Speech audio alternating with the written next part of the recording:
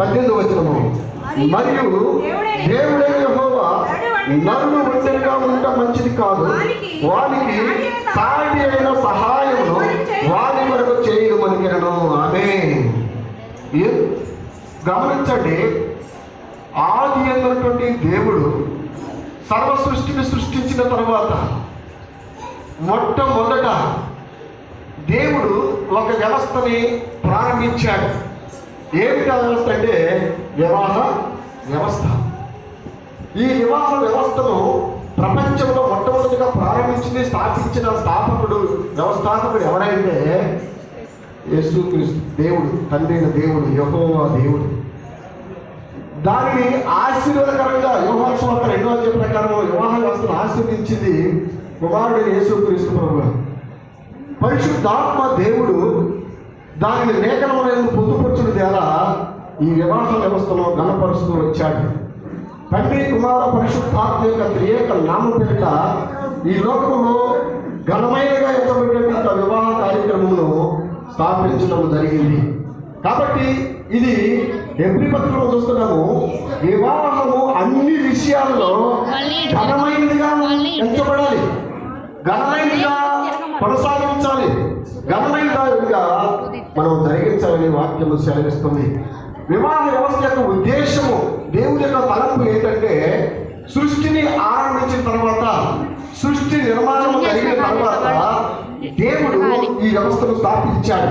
ఆది కాండము 2వ అధ్యాయము 27-28 వచనాలు చూస్తే, దేవుడు తన స్వరూపమును నరుని సృజించెను, దేవుని స్వరూపమును వారిని సృజించెను, స్త్రీగాను పురుషునిగాను వారిని సృజించెను, వారిని ఆశీర్వదించెను. ఎట్లనగా మీరు ఫలించి అభివృద్ధి పొంది విస్తరించి భూమిని నిండించి దాన్ని లోపరుచుకుని దేవుడు వారితో చూడండి ఆశీర్వదించాడు. మొట్టమొదటి మానవుణ్ణి దేవుడు సృజించాడు. సృష్టికర్త నుండి దేవుడు మానవుల్ని ఆశీర్వదించాడు. ఇదే ఆ 2వ అధ్యాయంలో మనం చూస్తే 7వ వచనం చదవండి. దేవుడైన యెహోవా నేల మట్టితో నరుని నిర్మించి వాని నాసికారంధ్రములో జీవవాయువును వదగా నరుడు జీవాత్మాయను. దేవుని స్తోత్రం. సిద్ధులు ఎక్కడ? మరి బయట కూర్చొని అక్కడ సిద్ధులు ఉంది. నరుని నిర్మించిన దేవుడు, నరుని సృజించిన వాడు, సృష్టికర్త దేవుడు ఆయనే.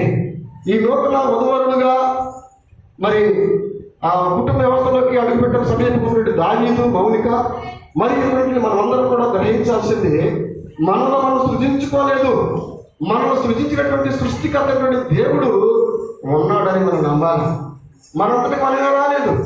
లోకం చెప్తుంది, లోక సైన్స్ చెప్తుంది, మనుషులు జీవ పరిణామం చెంది వచ్చారు, కోతి నుండి వచ్చారని చెప్తుంది. డార్విన్ సిద్ధాంతం చెప్తుంది.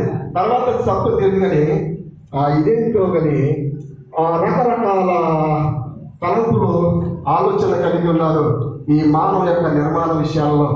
బైబిల్ స్పష్టంగా సెలవిస్తుంది, మానవుడిని నిర్మించిన వాడు, సృజించినటువంటి వాడు, సృష్టికర్తటువంటి వాడు దేవుడే.